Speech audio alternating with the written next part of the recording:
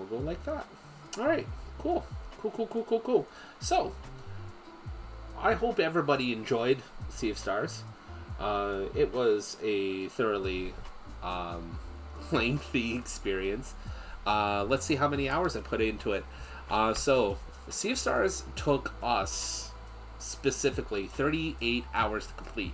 Now, I will mention that it appears to the game that I completed, I would say roughly, I think it was like, had the ring that counted how many special things that I did, marked off like almost all of them, aside from one.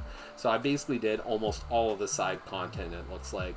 So with that in mind, I did a little bit closer to a completionist run than I did to just a normal run. So I would say if we knocked off the last 5 hours, maybe closer to 6 or 7, we'd be sitting at about roughly 30 to 32 hours for our run if we didn't do all of that side content, what have you.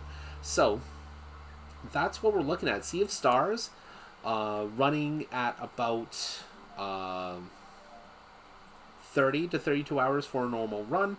The site that I'm looking at that tracks these things says that there's an average of 26 hours. I want to know where people are shaving the extra 4 hours off, unless they're using the stuff that makes the difficulty of the game lower, which I suppose could help with that. There was a few sections where I had to repeat a few things, so yeah, I suppose that's possible. So yeah, an average of 26. Our run would have been 30 to 32, but actually ended up taking about 38 to 39 hours to complete. Starting off, Sea of Stars was released as a love letter to games like Chrono Trigger and games of its ilk, which were like super team JRPG projects from the SNES era of RPGs. There was a lot of homages to stuff other than Chrono Trigger, though. I noticed stuff from Lunar Silver Star Story. I noticed stuff from Illusion of Gaia. I noticed stuff from Final Fantasy. I noticed a lot of referential material from a lot of pop culture from that era as well.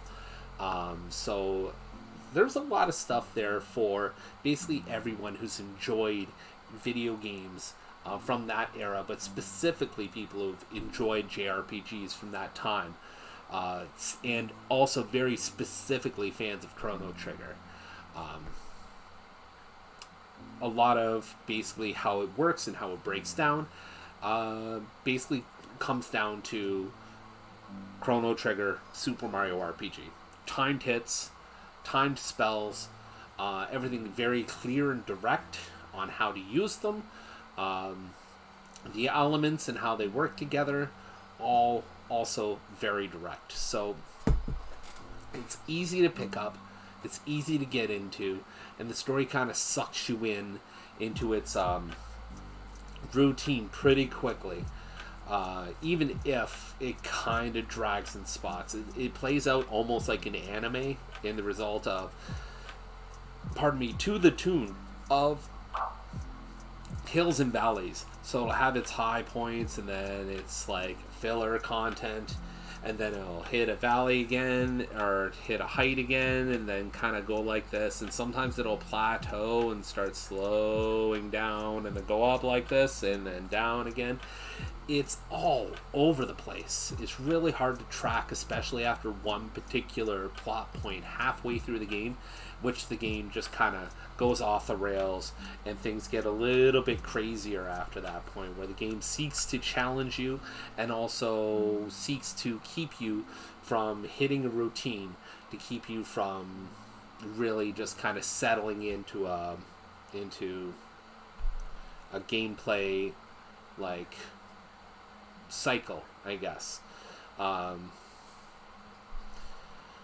The plot, there's major plot points that really kind of hit, and then there are plot points that really seem kind of tropey, and not all of them are tropey in the, oh man, that reminds me of this game that's really nostalgic and really cool for me.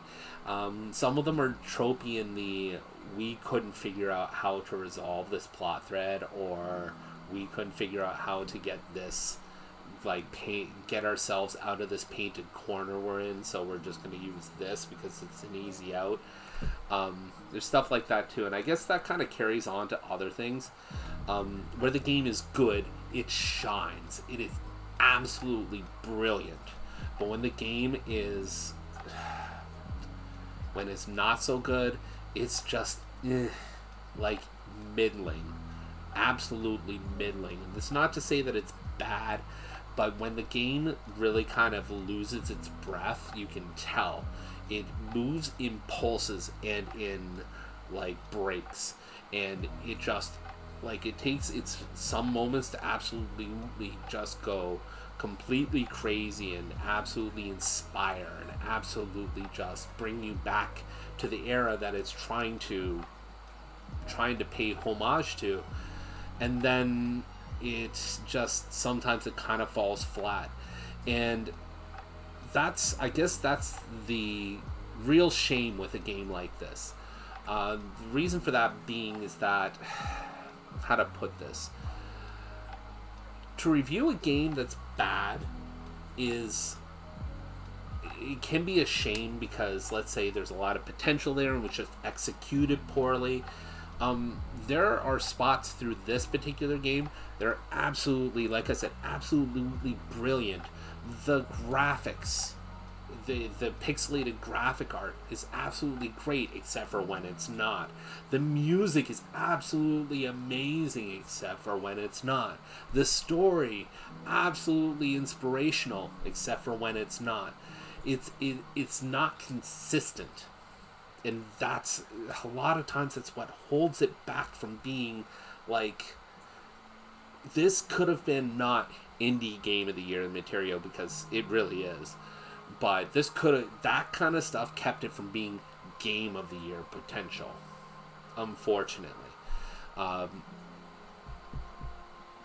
There was a lot of late game stuff where it kind of pulled Final Fantasy VIII, in the sense where it's like, what do we do now with the plot?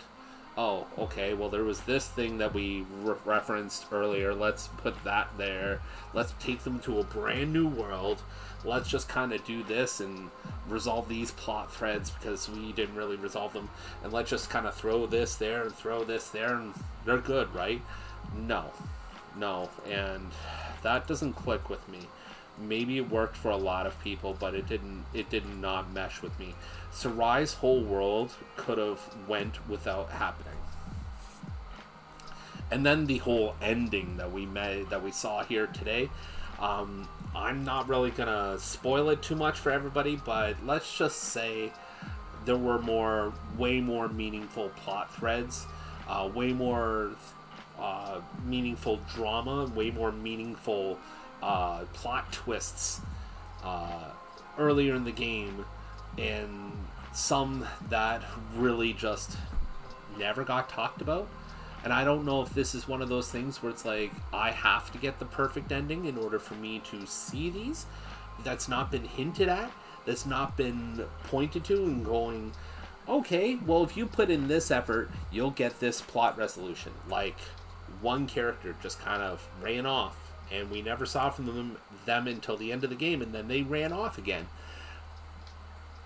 And you're not giving me the promise of, well, okay, then that means that if I complete the perfect ending, that'll get resolved. I don't get that. There's the motivation is the hope that stuff will get resolved. So to me, there's no perfect motivation to get the perfect ending. I may just look it up on YouTube once I'm done here tonight. And that's a real shame. To get as close as I have to the perfect ending and just kind of go, no, I'm not sure I want to put in that effort. That's really kind of a shame, especially for an indie game. That it's very clear is a passion project.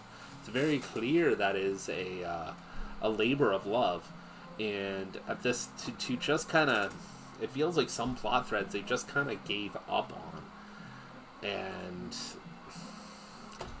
so I guess to put it very succinctly is this could have been a much greater game, and I feel like it would have required not a lot of effort compared to everything else that was brilliant in this game. There's a lot of effort that went into this game. There's a lot of love that went into this game. And I just kind of wish there was the same level of effort and love through the entire game. If you know what I mean. So saying this game is a 7 out of 10 is probably very accurate. It'll be an easy game for everybody to pick up who loves JRPGs of the SNES era. Anybody who loves stuff like Chrono Trigger or Super Mario RPG or any like super amazing JRPGs from that era will absolutely love this. Will people who don't appreciate JRPGs like this game? Yeah, probably. Will they get as deep into this game as others? No, probably not. Will people who just appreciate JRPGs get into this? No, probably not. And that's the thing, is that the appeal is for a niche audience. It's a very narrow appeal, and for those, they'll love it. I liked it. I liked it a lot. But there was a lot that kept me from absolutely going, yeah, like, best RPG of 2023, hands down. I can't say that. And I want to. I really do. I really do. But there's just way too much. I think, honestly, just the normal ending alone kind of put a stamp on it. You did a bait and switch on the final boss because again, not trying to spoil too much here, but you did a bait and switch on the final boss and then inserted something else, and it turned out to be something completely different from anything that was ever expected for the final sequence, and just kind of leaves you scratching your head going, who asked for this? Who literally asked for this? So, I don't know. I'm a little bit thrown. Like, I'm still, like, I'm trying to find words for it. I guess that's about it. So I guess a solid 7 out of 10 is where I sit with this game, review-wise. That's about that. So let's make it clean cut, so that way it's easy for me to edit when it comes right down to it. And that is that. Let's put that there, I guess, where it was before I started moving it around. Alright, so yeah,